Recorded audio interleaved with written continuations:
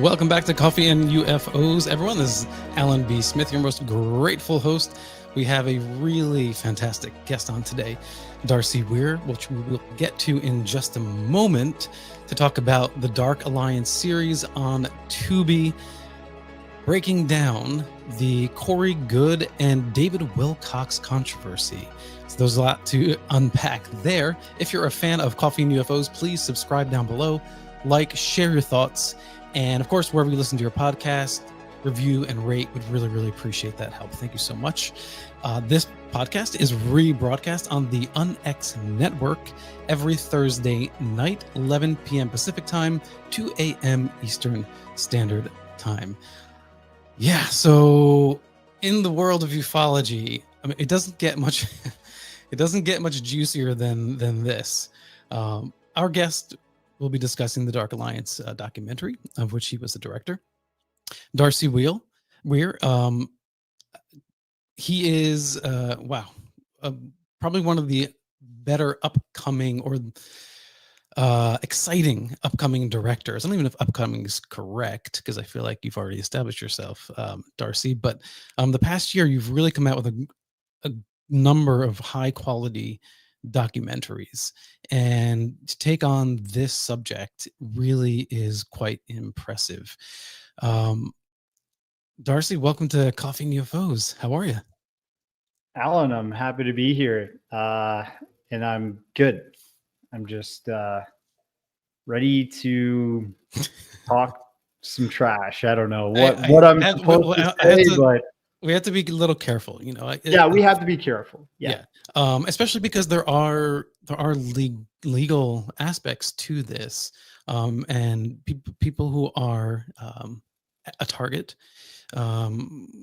whether by their own doing or otherwise, are willing to take legal actions if they can. Now, you did a documentary on the background story of Goode and David Wilcock on Tubi. This 3-part series was really impressive. The Dark Alliance series. I'm so glad that you didn't do this in just 1.5 hour documentary, because the details, the layers, the backstory, the unfolding is fascinating. So, Darcy, quickly tell us about your other projects leading up to this and how you ended up directing this 3-part series. Yeah. So, I mean, I met you at Pine Bush UFO Street Festival in what was it? Late June or I think it was it late June or early July 1st. Yeah. Anyways, and you did a really good presentation on like how we need to be very factual. We need to be very accountable with presenting the details and the history of this phenomenon, UFOs, UAPs now. And then you also talked about debunkers, and we need to kind of approach them and be the same way, like facts forward, try to make sure that they're not just winning the argument by attacking the person and hurting their credibility and stuff like that, rather than, so there's all kinds of interesting things there in that presentation. And I'm like that when I make my documentaries. I want to present facts, present history, and really lay it out on the table so people understand what's going on with a certain aspect of UFOs and UAPs. And this doesn't stop with just saying there are UFOs. There's all kinds of different slices to the phenomenon. And each documentary I've presented in the past, I try to take a layer or a slice of the phenomenon and break it down and explain it and talk about interesting aspects of it. And, I actually started my whole sort of journey covering the Phil Schneider story, which is about underground bases, really. And underground bases are real. I think they're a strategic asset for the militaries and Sure. the intelligence agencies around the world. But Phil Schneider is a controversial subject, and he really blew up pre-Project Camelot. But I had found out about Phil Schneider, I think, from my interactions with that old site, Project Camelot, run by Kerry Cassidy. And, later there was Project Avalon by, what's his name? Help me here. Project Babylon? No, Project Avalon. Bill Ryan. And so these are like message boards. They're kind of like ancient 4chan social chat communities of the UFO world and just of esoteric information, conspiracy, and stuff like that. So I've always been connected to that. I've always been interested in that world. Mhm. I've always been fascinated with the idea that there's greater truths being hidden from us. And do you think that there are hidden truths? Absolutely. Okay. Absolutely. I think there is something to, there's documented proof that agencies like the CIA and NASA have been working together to keep like sort of an energy embargo in place so that if there's any energy producing devices that could supplant fossil fuels and stuff like that. Mm-hmm. For example, I came across a document recently. I have a show on KGRA with Andy Marciel called Last Week on UFO Twitter. We do it once a week. And we had this guy, Tyler Zarodnik, on last week because he had published to his Instagram some documents that came out of, I think, the CIA repositories from a while ago. And they were literally writing out how certain energies had to be intercepted and prevented from going mainstream and public, even up to solar panel technologies that were more than 70% efficient. Mm-hmm. So that in itself is a very big hidden truth, Yeah. And I think there's things like that keep our society at bay and in control of corporate interests and intelligence and military interests. That's what I think. Yeah, I mean, if we just look at the solar panel history, the Carter administration, was trying to develop it. They literally put solar panels on the top of the White House, and then when Reagan came in, he had them torn down. Yeah. So what kind of special interest was motivating him? Because otherwise, who cares, right? It's like, you're getting energy from a solar panel. Why would Reagan even care? And that to me signals that there's some other discussions going on behind the scene to motivate that behavior. Some might say it's just a gesture of him to the, the petroleum industry, but let's go back to the Dark Alliance. So preying on these hidden truths that many of us do believe are real truths. This was where Corey Goode comes into the picture. So can you lay the background there? Yeah. So carefully, I would say, he came across a community that was looking for more in life, right?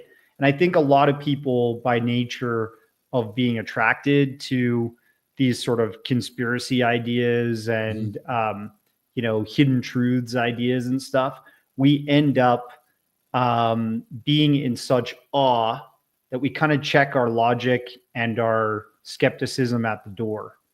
And when he came to this subject, it was about 2014, 2015. He was kind of data mining. There's a guy named Bill Ryan that ran this site called Project Avalon, and he actually saw the logins of all of the accounts that he was using at that time to chat with and take part in certain conspiracy discussions that were happening on this chat forum site called Project Avalon, because Bill Ryan's the head administrator. He was able to sort of track all that history. And that is basically where you see somebody building their own story by reading other stories that were popular in the community at the time. And, you know, essentially around 2015 is where you've also got David Wilcock blowing up on Gaia TV, which is that streaming sort of new age, free thinking, alternative news and speculative entertainment company.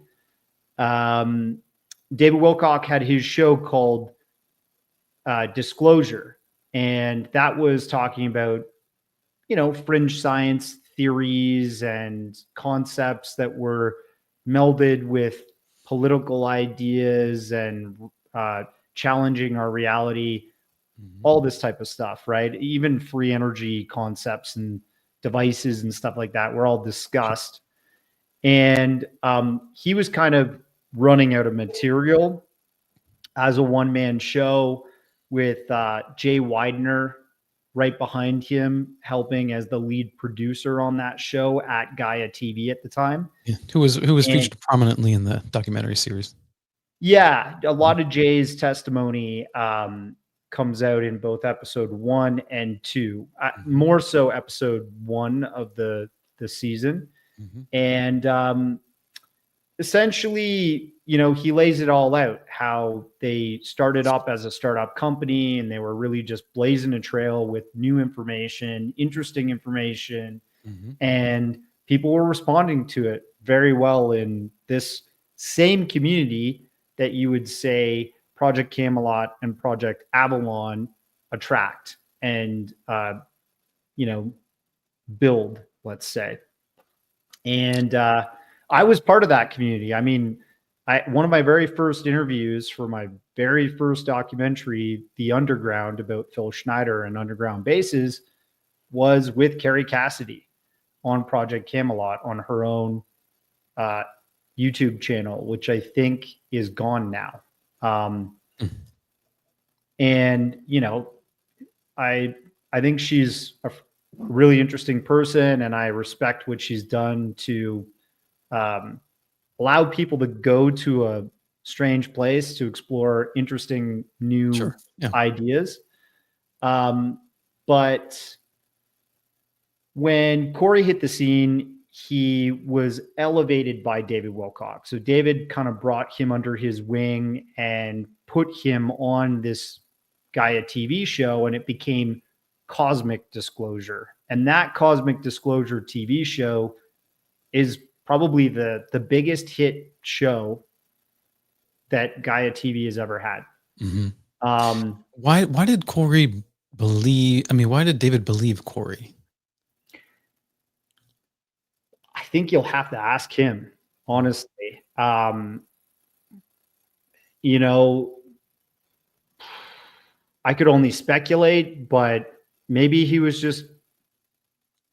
saw something in Corey that made him feel less lonely and made him want to, you know, conquer the world with them. And sometimes you find people that are like your muse in this world, and they become such a creative outlet for you that you want to bring them everywhere, right? I think that's how it started. But you know, if you track what we uncover in the documentary, things got very negative, and it became a bit of a war with the community when other people were challenging what they were saying with their claims and the secret space program and, you know, certain alien entities. And it seems like, you know, people along the way were turning a blind eye, right? There's an interesting sort of phenomenon that happens when somebody steps on stage at these conferences. if they speak with confidence and they have an interesting story that people are already they've been following you and they're interested,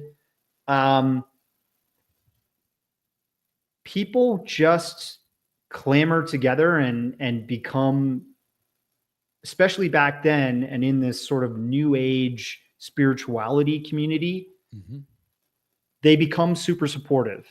And I think a lot of people fell prey to that at like Contact in the Desert back in the day, and Conscious Life Expo and all that stuff. That was really their bread and butter. But they were booking speaking engagements, being paid like $9,000 and stuff for a couple hours on stage, right?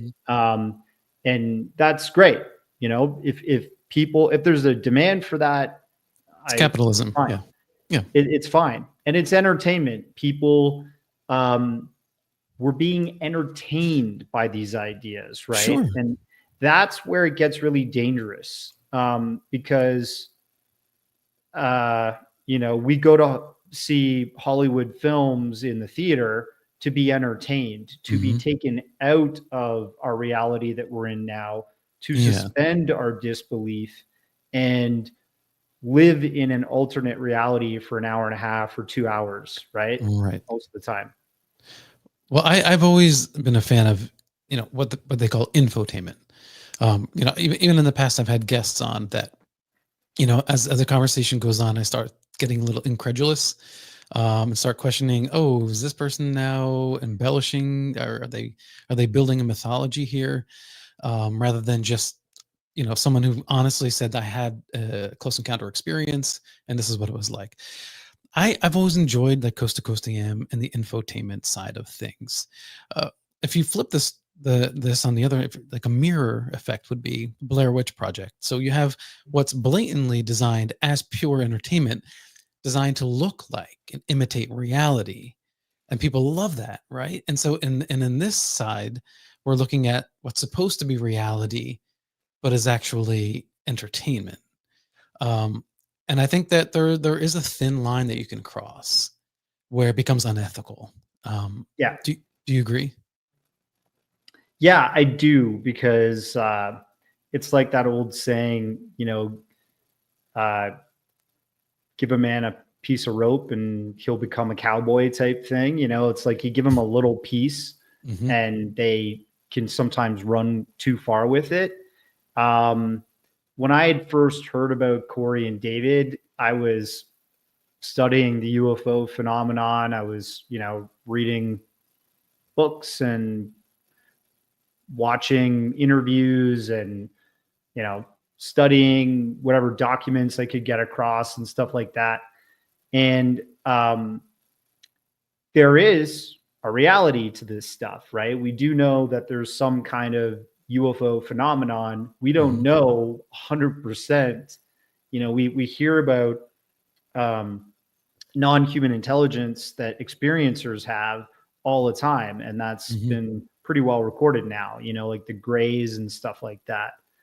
Blue bird people, that was new. So that was the first thing that kind of like, I was like, what? I've never heard of blue bird people before. But on the flip side, because it was new, it was exciting. Yeah.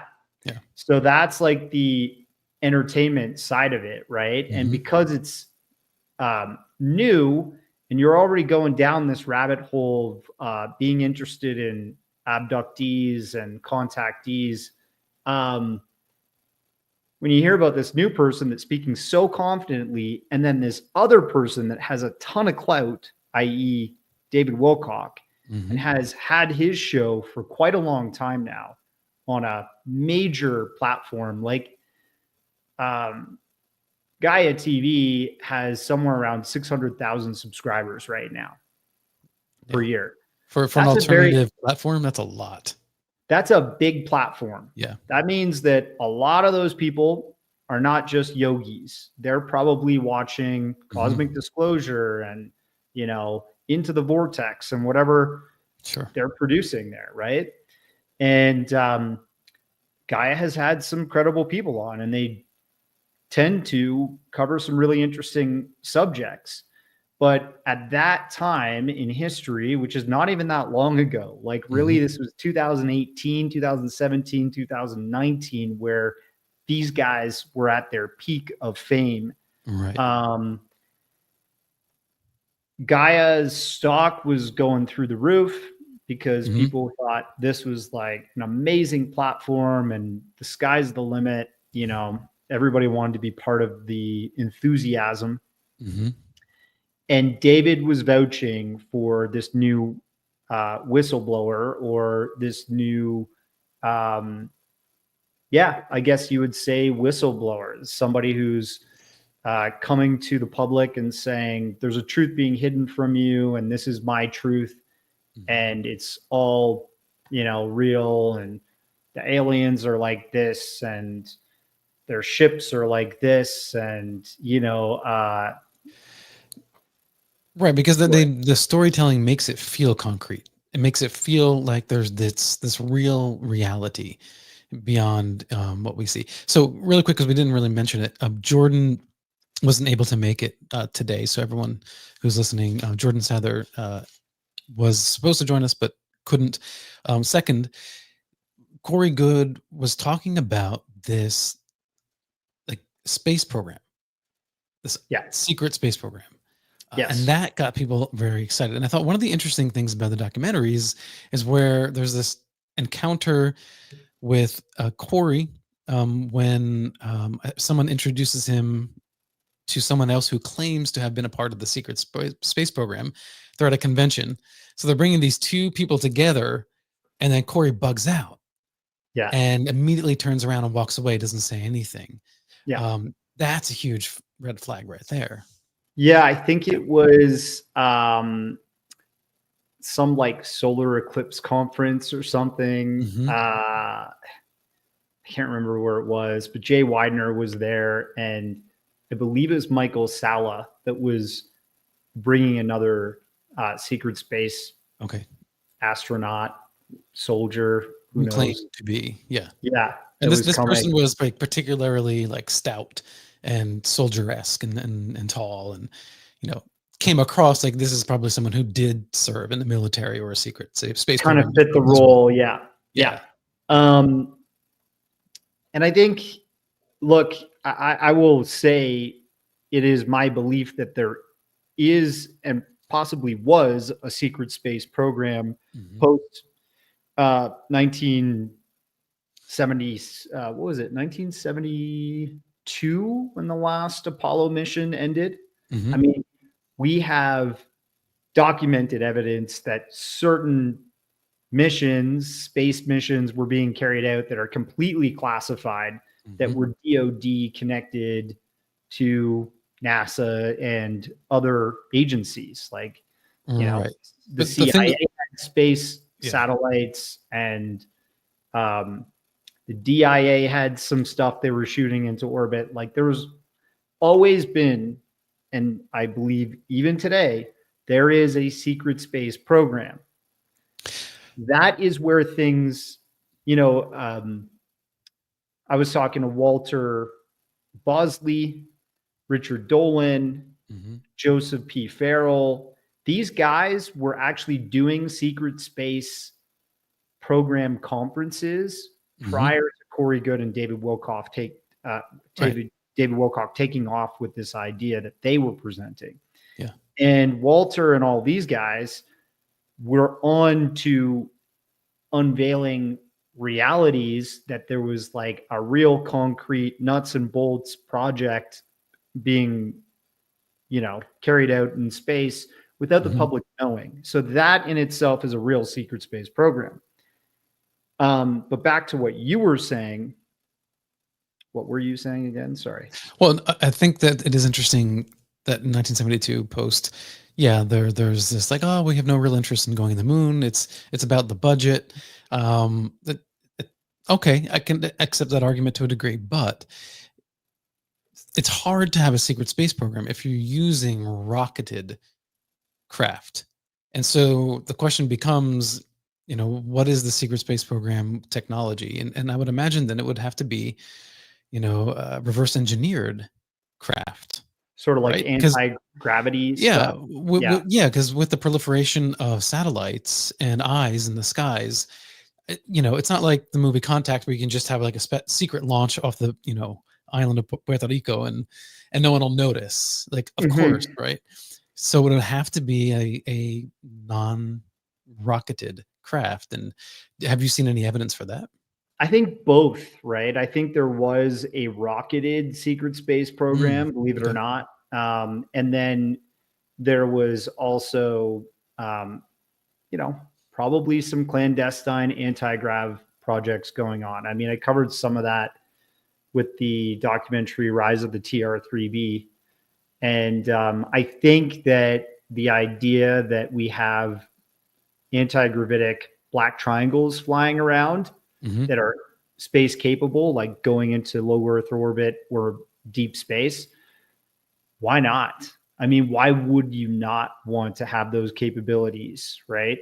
Because space, that final frontier, is a great vantage point to act on your enemies, to capitalize on intelligence around the world, and to see, we have satellites everywhere, but if you have a space station or you have a craft that's able to go into space and you can observe things from there. I mean, just the X-37B itself, NASA's space plane it's the Air Force's space plane, which can go into space for over a year at a time. It's unmanned. It looks like the shuttle, but it's a lot smaller. Like it looks like Columbia, Atlantis, these types of space shuttles. That there is a classified space program vehicle. Yeah. But and for a while it was speculative too. People weren't sure, right? It was this. Yeah. It's super secretive. And if the Air Force is operating it, they have every right to have secrecy over it because they're trying to protect the United States of America with probably information they collect with it. Who knows? But these guys were saying stories that were pretty out there. And it kind of goes back to the Galactic Federation and this like group of extraterrestrial aliens working together. Some of them want to help the Earth and some of them want to fight and enslave the Earth and stuff like that, right? Yeah. And these are still themes that are discussed all the time today.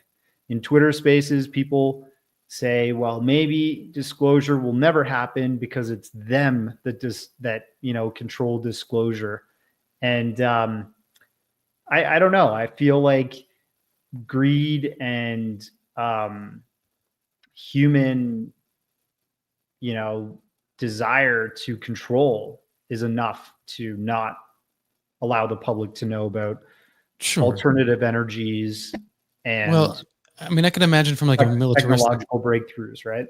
Yeah, I can imagine from like a militaristic point of view, if we were thinking well into the future, let's just say we had this anti-gravitic, technology, we could be out there setting the stage militaristically to be light years ahead of China and Russia and any other country, so that should any of them become aggressive in space, we would have this sort of surprise, military bases and advantage. And so logistically that would be difficult to pull off, I think, without being detected now, especially have like all these different space agencies that have eyes in the skies.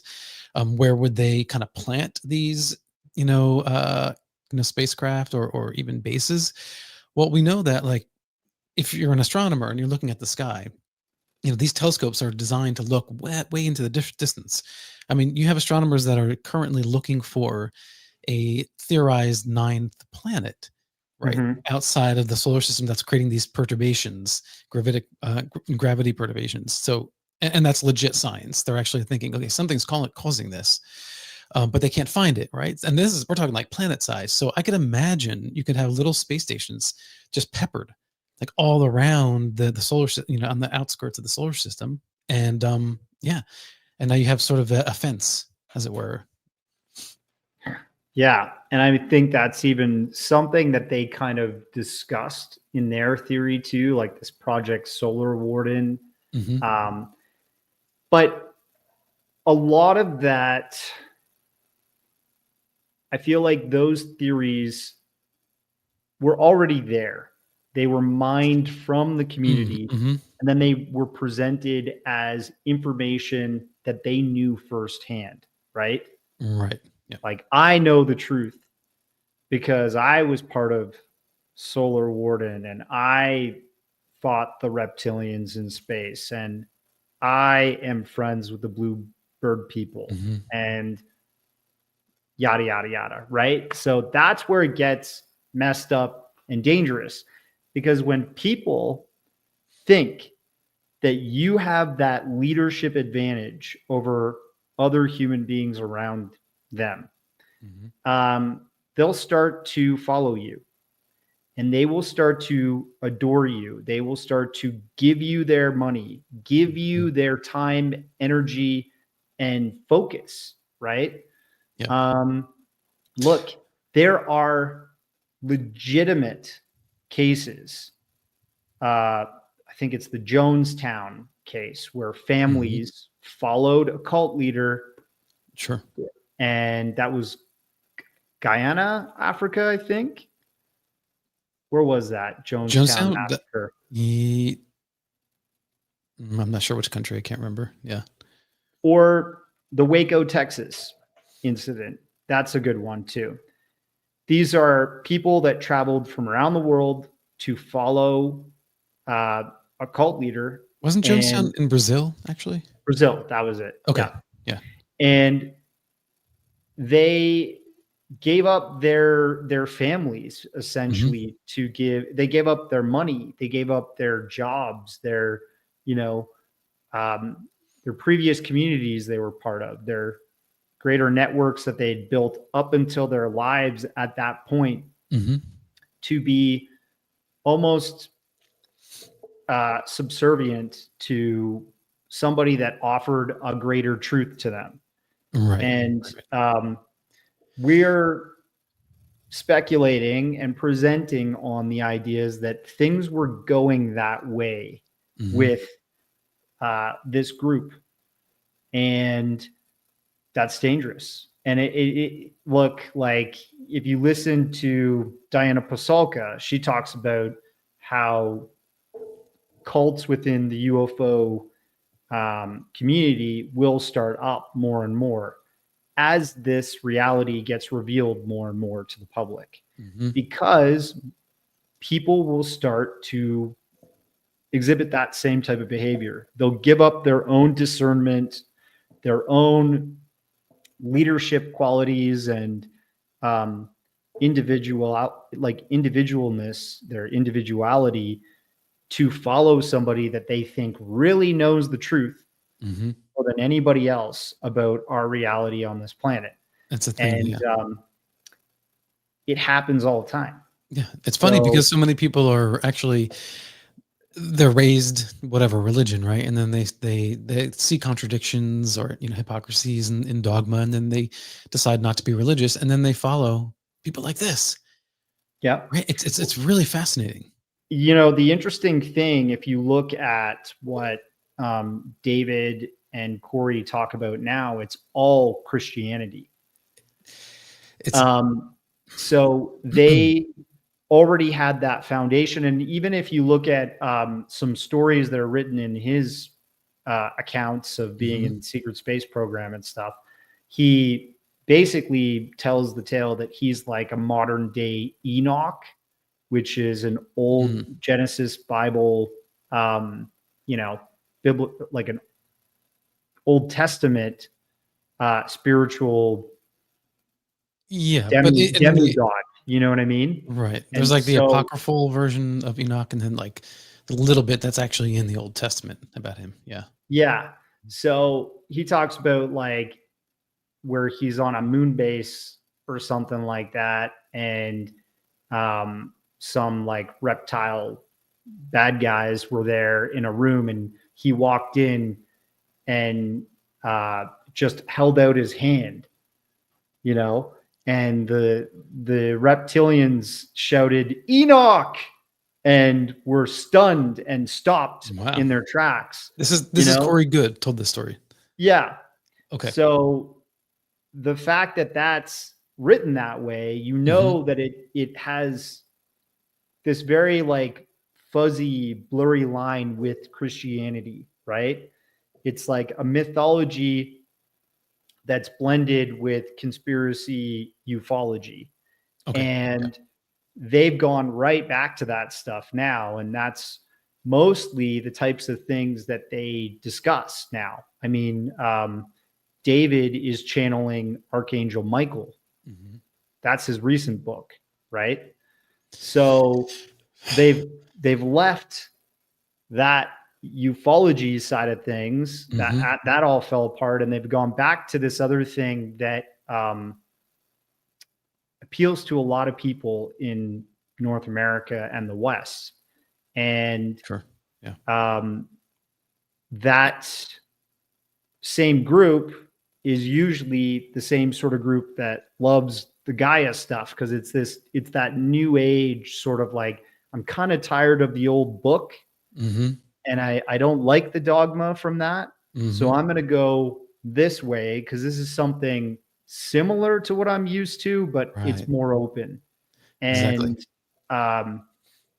so that's that. I think that's part of their power and how they've it's clever. So it's kind of peppering in different aspects of different mythologies. Brian in chat says, speaking of Jonestown, no, it was French Guiana, next to Brazil. Okay. I was right the first time. Oh, kind of. No, it'll be South America. Okay, sorry.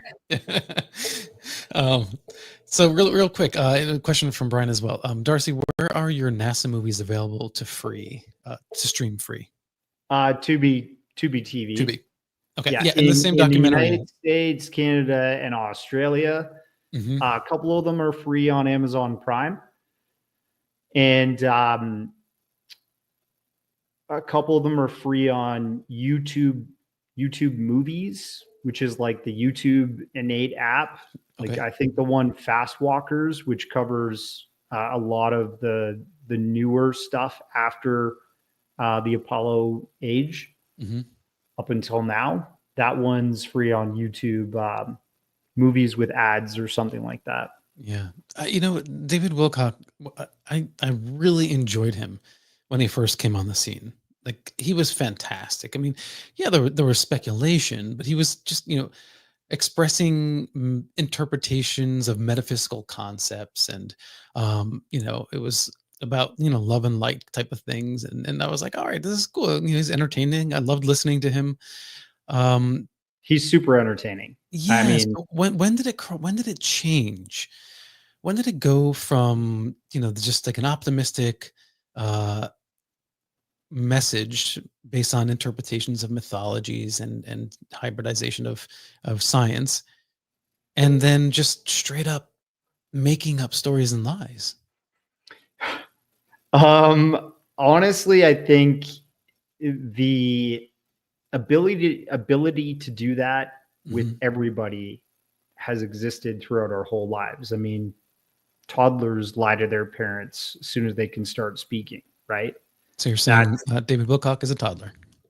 No, I'm not. I'm saying we all have the ability to lie, and we will lie till the day we die. That's just the way it is. But when you're a public figure and you're doing that to a large group,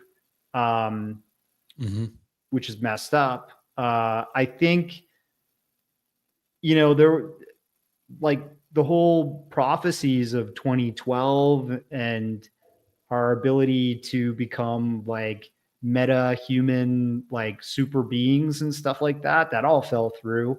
And that was at a conference back in 2009. He spoke with absolutes in those days. And, he believed at one point Barack Obama was like, trying to save the planet, and there were going to be these mass arrests around that time of like all these intelligence community members and the dark cabals that were controlling our planet and our governments and stuff, but those never happened either. I mean, I think it's intuitive. It's trying to predict the future, but when that prediction falls flat on its face all the time, time and time and time again, I think what happens often is you'll hear Jordan Sather talk about it in the documentary. Leaders like that tend to say, "Oh, don't think that way. You're being negative. Don't say that." We don't need negativity like that just because my predictions didn't come true. But don't worry, other predictions will come true. And you need to stay positive and you need to support the group, because if you don't, you're cast out. You're not part of the group. And that's where people, fall prey to. And that's guilt tripping right there. That's a form of manipulation, and it's a really effective one. It's like, what's wrong with you? Are you losing faith? And that can only go for so long, especially when you're charging people money. I mean, and since the documentary has come out, I've had a lot of people, and like, I get positive feedback and negative feedback for my UFOs, my typical bread and butter, like UFO expose documentaries, right? But for this one, I've had people that have been affected by the very situations we're talking about right now, like negative, money lost, convinced of certain truths that didn't come true. They totally believed and were like led astray, and they're hurt, and they want to tell me their stories now because they were originally part of that group. Yeah. And that's the real danger here. Like, we're going to see more and more of this, I think. I wonder, legally, how things can work out. So for instance, like Scientology became established as religion, right? So it gets tax deductions and all that kind of stuff. Why couldn't Corey Goode just be like, no, I really believe this. This is my, good book, as it were. Because, religions are stories, and they're stories of things that happened that you can't prove, right? For the most part, there's historical, artifacts and findings and whatever. But especially the more magical aspects of religion, people pay money, right? They go to church, they donate, they buy things, paraphernalia, icons, all this kind of stuff. And religion's, not being persecuted for that. So should someone like Corey Goode be persecuted for saying all the things that he has said? Well, he presented it as not a religion. So he presented it as a reality of an experience he went through, and a fact that all of these things are real and happening around the planet. So that's the difference there. But, funnily enough, the deposition video that Leon Isaac Kennedy's legal team recorded when they were,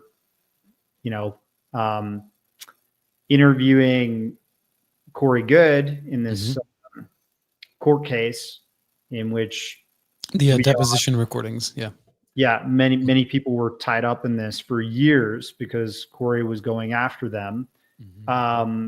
Corey picks up his comic book, which he published, which is his story of, this whole tale. And he called it his Bible. But he also essentially admitted that it's a work of his own mind. Yeah, he said it was part of a meditative process. He's never been to space. He couldn't say objectively it was true. Exactly, which is completely opposite of what he was presenting on Gaia, and at conferences throughout his, popularity in the community. at Contact in the Desert and such. I have to give Richard Dolan a lot of credit too, because you showed that clip, and I forget what conference it was. It was a UFO conference. MUFON in Las Vegas, 2017. Yeah, like especially at a MUFON conference, you know, to have Corey Goode, you know, sharing his story. I mean, Dolan just called those guys out, and it's like, this is ridiculous, you know, like, and this does not belong here. And he was embarrassed to be on that same panel. Yeah. Well, I think part of the fact that he did that confrontation, so to speak, is that, like I said before, he and a bunch of other researchers were already putting together a very credible track record of secret space activities, secret space program type things happening. So he knew that there's a reality to something happening there, but these guys had kind of come in and adopted that phrase and then made it their own fantastical story narrative. Mm-hmm. And, you know, I think on that panel was like Andrew Basiago. He's the Mars guy that says he's like completed missions with Barack Obama on Mars and fought in wars there and stuff.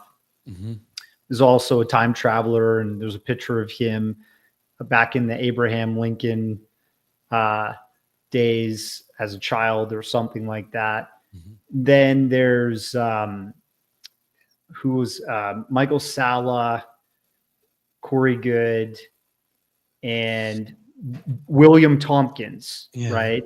And Richard. And, you know, I think part of their armor, that group, to propagate their story was to use these older gentlemen that seemed to have some kind of background with maybe military or electronics or inventor sort of credibility, but they extended that and said, oh, but this is all part of our secret space program lore, right?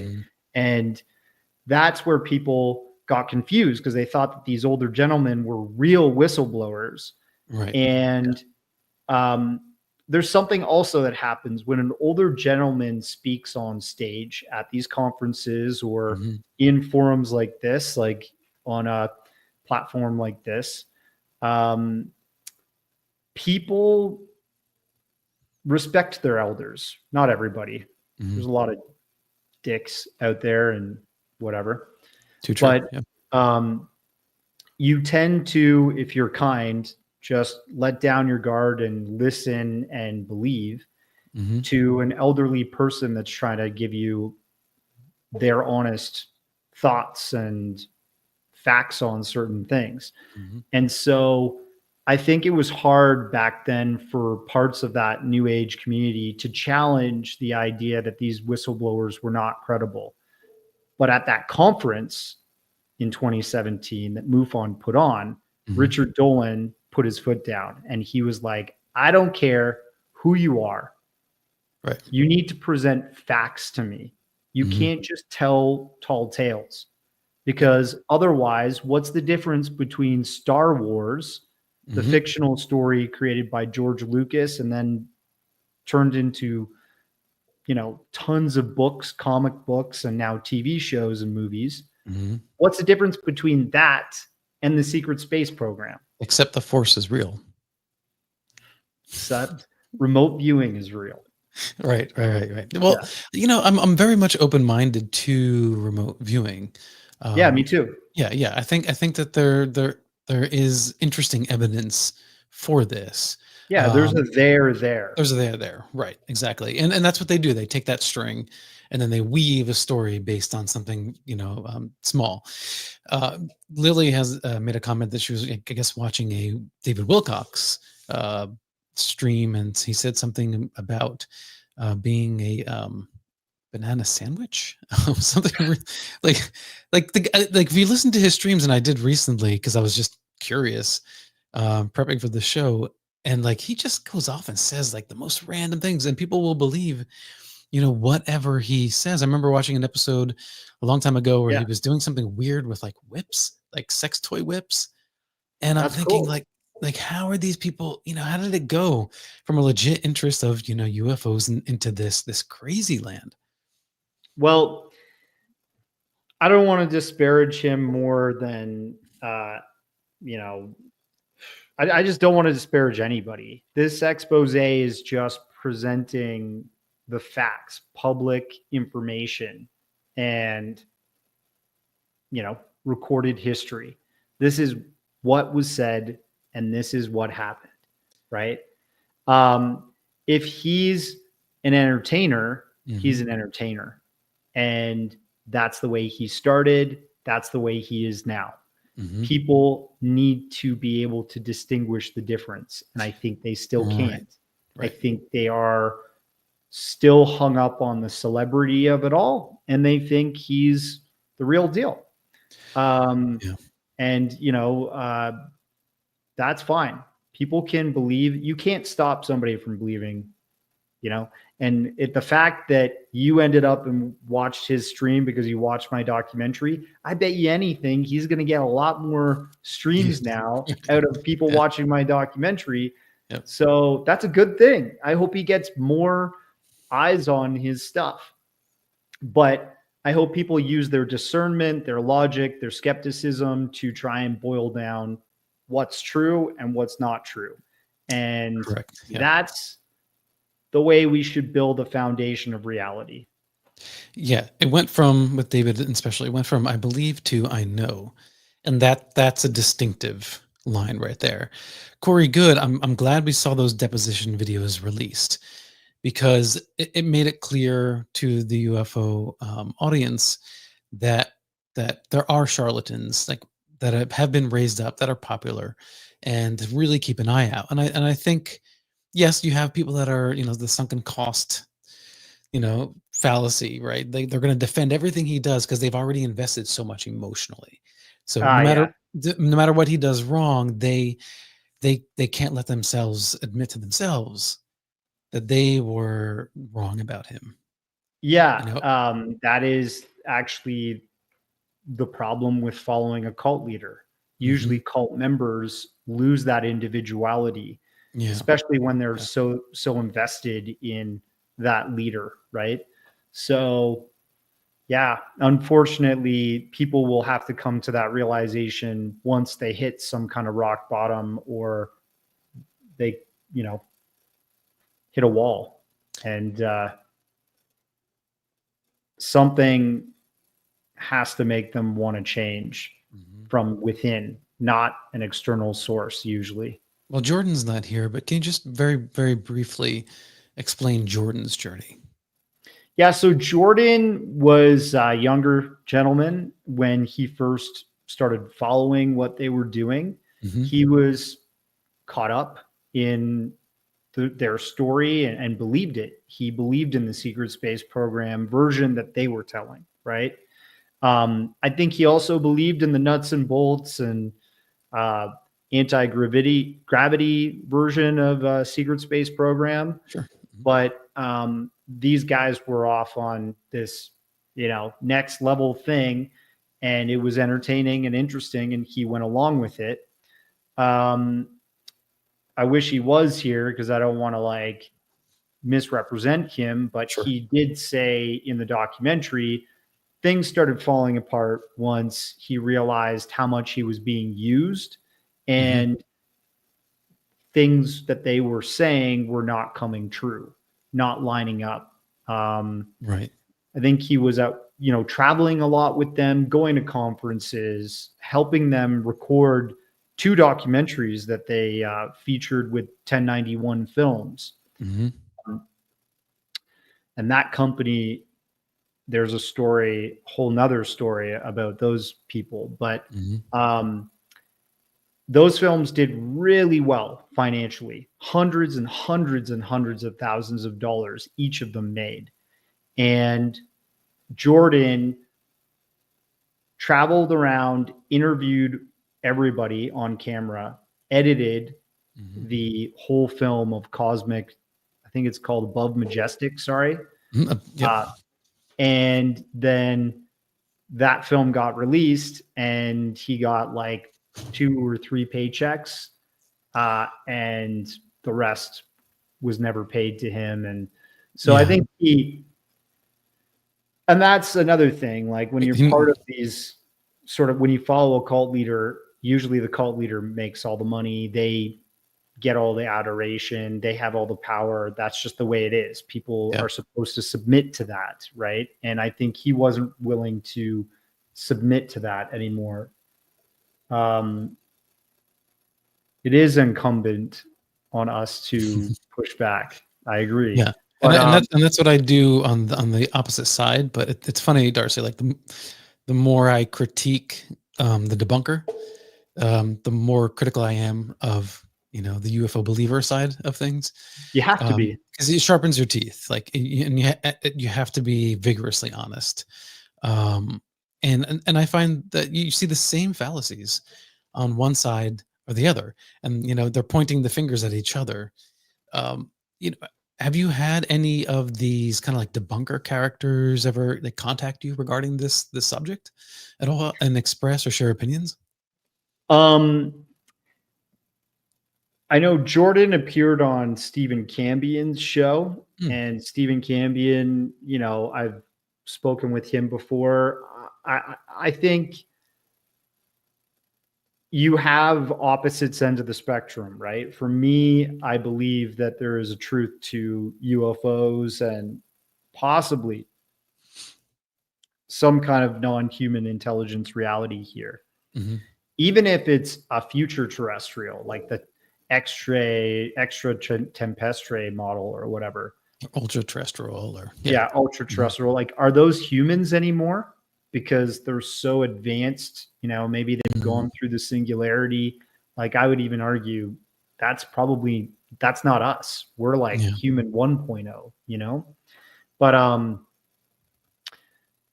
think there's something happening, and it is important to have like skeptics and debunkers out there. But I feel like the debunkers are like focusing in on the people that actually are trying to make a difference and tell the truth most of the time.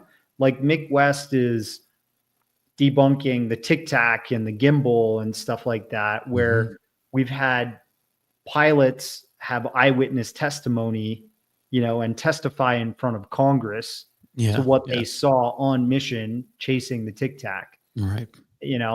And then you have like the video to go along with it and stuff like that, right? So debunkers are attacking those people, and they're not going after the people that are really making this subject less credible, right? Right. Yeah. So I feel like you have two opposites end of the spectrum. You have the folks that are really just making outlandish, non-credible things up, and they're taking away all the attention and sometimes gaining massive financial gain. And,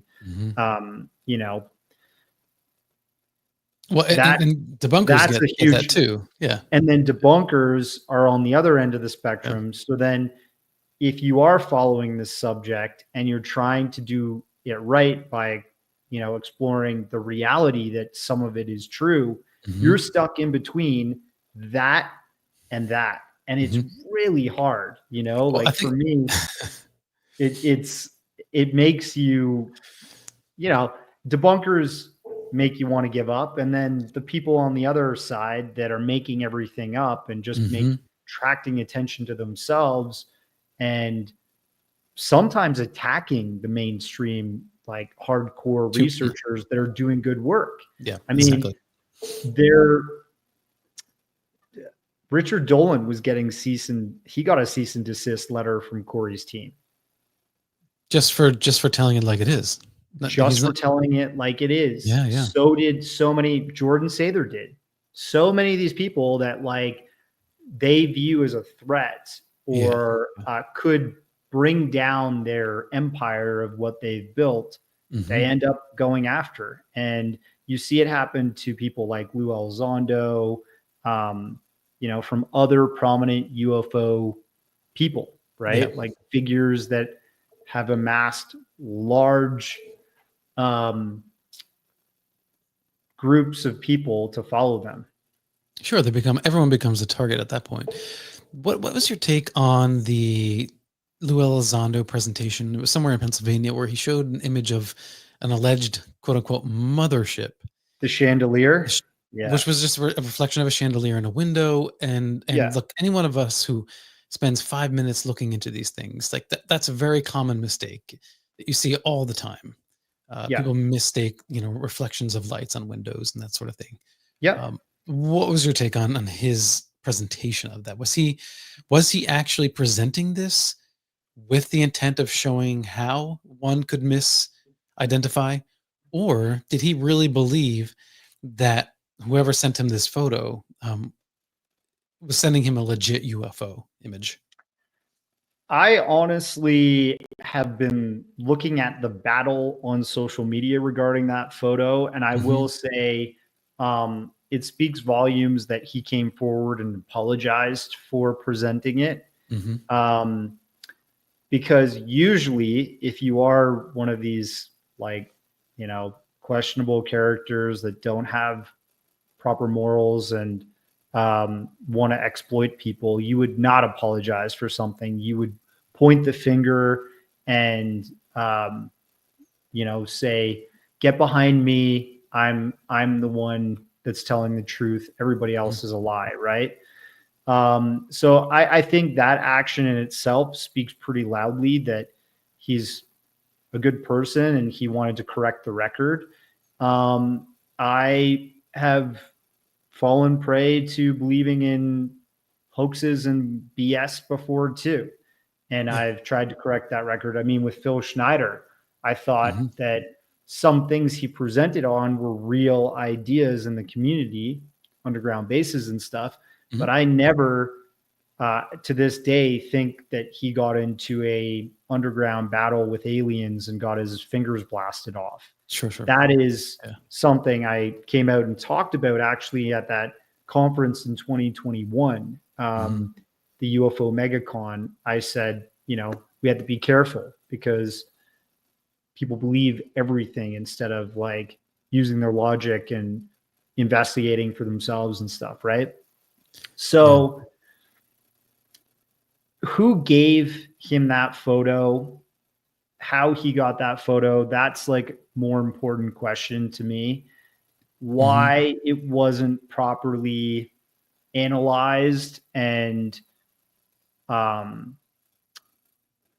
whoever's, you know, in his circle didn't sort of like, I think it's not just up to him, but everybody should be trying to present the right and true information when it comes to this phenomenon.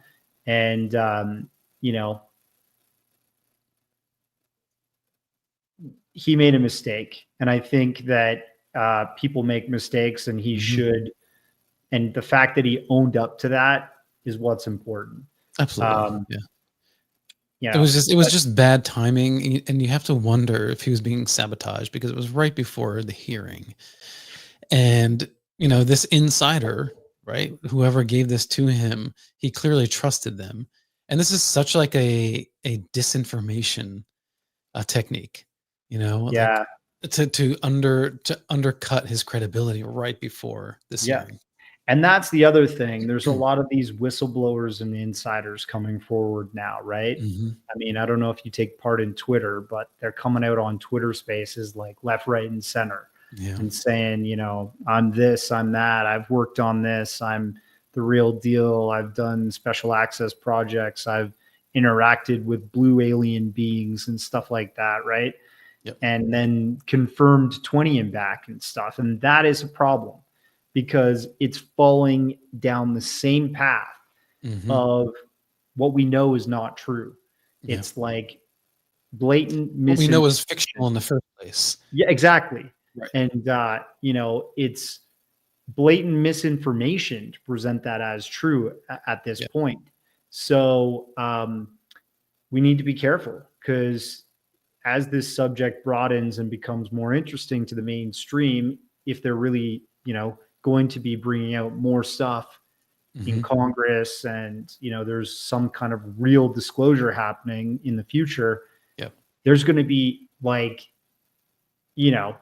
there's going to be reality TV shows, probably like whistleblower, Big Brother Whistleblower edition, and they're all going to be living in a house, competing in games together, and trading tales about battling reptilians and hanging out with blue aliens. Well, I think this will be exacerbated and built on, expanded when disclosure does come. Yeah. Because as soon as, even if the government just says, we don't know what they are, but they're definitely not from this planet, we're studying them, all of a sudden there's going to be an explosion of content.